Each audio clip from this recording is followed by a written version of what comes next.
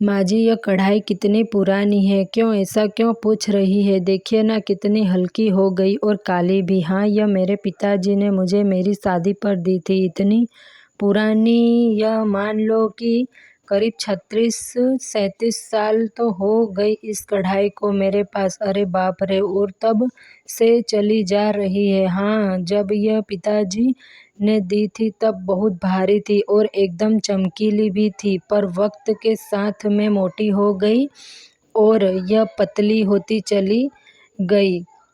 कावेरी की बात सुनकर उसकी बहू शोभा की अपनी हंसी रोक नहीं पाई। शोभा की शादी कुछ महीने पहले ही कामिनी के बेटे गौरव के साथ हुई थी। अपने पिता की मौत के बाद से गौरव घर की सारी जिम्मेदारियां संभालता था। सास बहू हंस रहे थे कि तभी वहां गौरव आ गया। क्या बात है, आप दोनों बड़े खुश नजर आ रहे हो। अगर आप भी माँ जी की बात सुनते ना तो आपको भी हंसी आ जाती। अच्छा, ऐसा भी क्या कह दिया माँ ने? आपने कुछ नहीं।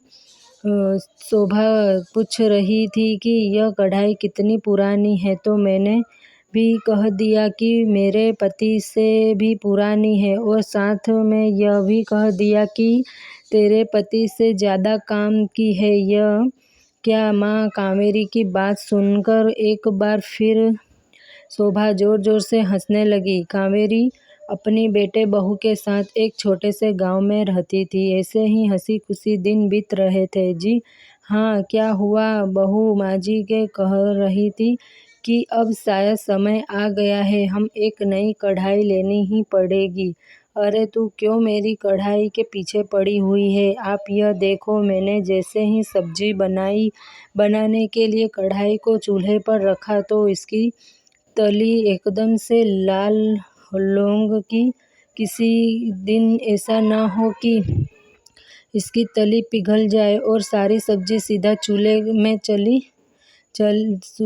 में चली जाए। ऐसा भी कहीं होता है? होता तो नहीं माँ जी, पर हो सकता है, मेरा यकीन कीजिए। दोनों सास बहू एक बार फिर हंसने लगी, लेकिन पास बैठा गौरव एकदम शांत था। उसे इस तरह मायूस देखकर उसकी माँ ने पूछा, क्या हुआ गौरव, तू इतना उदास क्यों है? कुछ नहीं माँ, बस ऐसे ही। नहीं, कोई बात तो है, बता मुझे।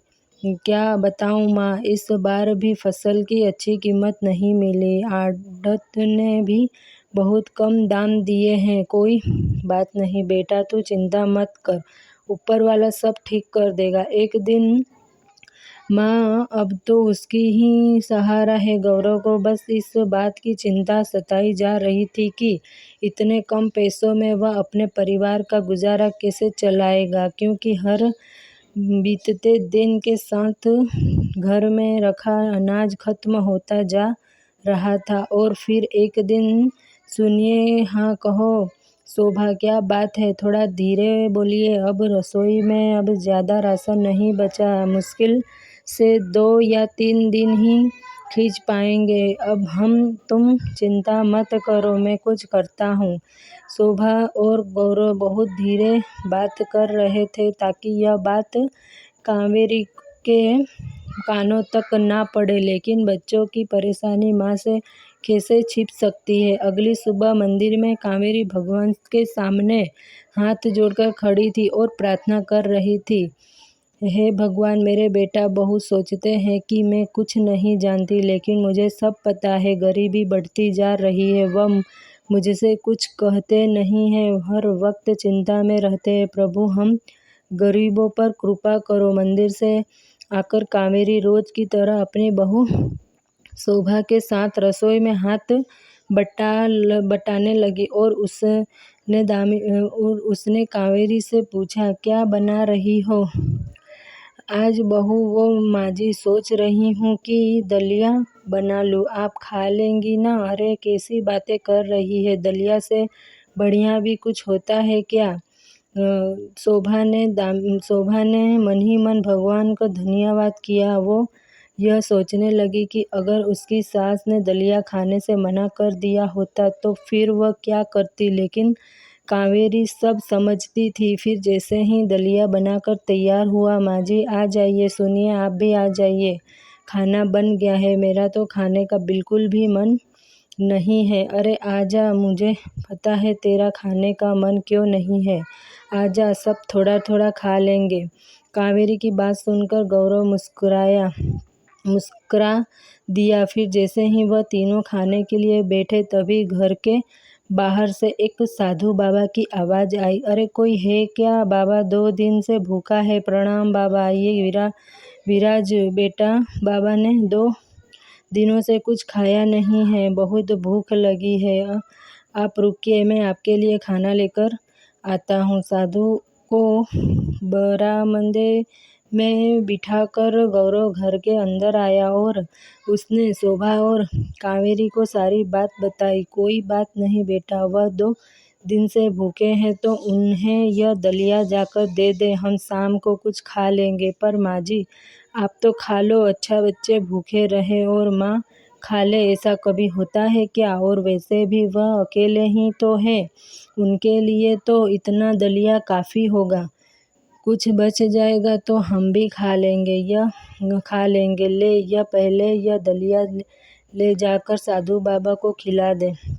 कावेरी के कहने पर शोभा ने कढ़ाई से दलिया निकाला और एक प्लेट में रखकर साधु बाबा को दे दिया। साधु बाबा ने पेट भरकर दलिया खाया और फिर बहुत ही स्वादिष्ट था दलिया। बेटी जीती रहो, अभी तो दलिया बच गया है, चलो यह अच्छा हुआ, हम तीनों भी थोड़ा थोड़ा दलिया खा ही लेंगे। बेटी मेरा भोजन तो हो गया, लेकिन अगर थोड़ा दलिया बचा हो तो मेरे गजराज को भी दे दो, यह भी बेचारा भूखा है। जैसे ही साधु ने यह बात कही तो शोभा और गौरव बाहर की तरफ आ गए। उन्होंने देखा कि उनके घर के बाहर एक हाथी खड़ा था। हाथी को देखकर उन दोनों के होश उड़ गए। हे भगवान, शोभा एक काम करो, अरे एक प्लेट से क्या होगा, एक काम करो, पूरी कढ़ाई ही लेती आओ, उसमें जितना भी दलिया बचा है वो इन हाथी महाराज को दे दो। जी जी अभी लाई। शोभा रसोई में गई और पूरी कढ़ाई उठाकर ले आई। उसने हाथी के सामने वो कढ़ाई रख दी। खाने की खुशबू आते ही हाथी जल्दी जल्दी दलिया खाने लगा। उसे वो दलिया इतना स्वादिष्ट लगा कि वो अपनी सूंड से सारी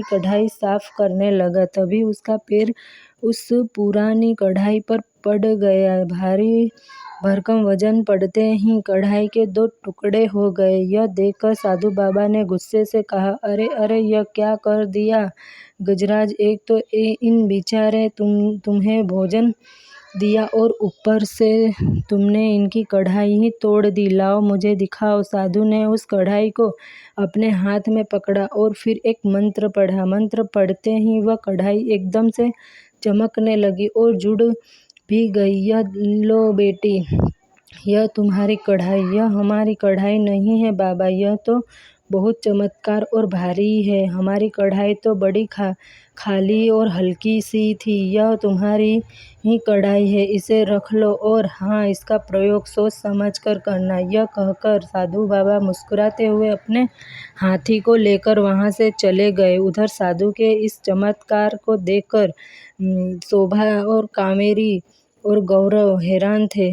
शोभा ने कढ़ाई ली और उसे ले जाकर चूल्हे पर रख दिया और फिर माँ जी, अब तो बस यह जरा सा दलिया ही बचा है जो मैंने कल के लिए बचा कर रखा था, अभी मैं इसे ही बना लेती हूँ, कम से कम कुछ तो मुँह में जाए। ठीक है बेटा, जितना भी है बना ले।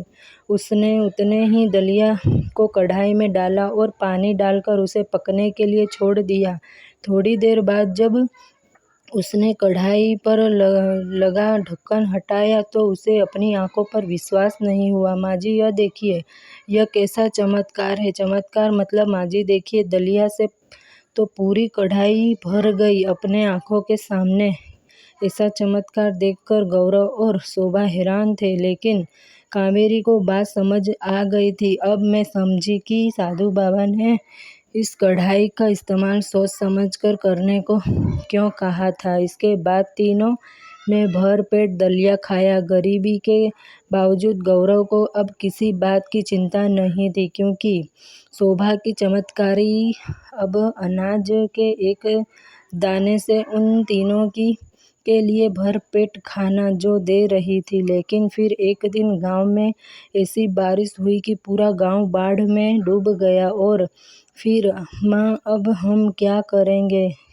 क्या यह चमत्कारी कढ़ाई हमारी कोई मदद नहीं कर सकती? मुझे लगता है कि साधु बाबा ने शायद इसी दिन के लिए हमें यह कढ़ाई दी थी। तो रुक, मैं कुछ करती हूँ। कावेरी ने उस चमत्कारी कढ़ाई को अपने हाथों में लिया और मन ही मन कहा, हे चमत्कारी कढ़ाई, मैं चाहती हूँ कि तुम यह सारा बाढ़ का पानी अपने अंदर सूख लो। यह कहकर कावेरी ने उस कढ़ाई को पानी में फेंक दिया और अगले ही पल पानी का स्तर कम होने लगा, क्योंकि चमत्कारी कढ़ाई ने सारा पानी सोखना शुरू कर दिया था। इस तरह कुछ ही देर में पूरा गांव पहले जैसा हो गया। यह तो सच में कमाल हो गया माँ, इस चमत्कारी कढ़ाई ने तो हम सबकी जान बचा ली। पर अब एक और जिम्मेदारी हम पर आ गई है। वो क्या? जब तक नई फसल नहीं आ जाती हमें पूरे गांव को भोजन कराना होगा। उसमें कौन सी बड़ी बात है, हमारे पास यह चमत्कारी कढ़ाई है ना। इसके बाद उन तीनों ने चमत्कारी कढ़ाई को हाथ जोड़कर नमन किया और उधर आसमान में इंद्रदेव अपने हाथी ऐरावत के साथ खड़े मुस्कुरा रहे थे।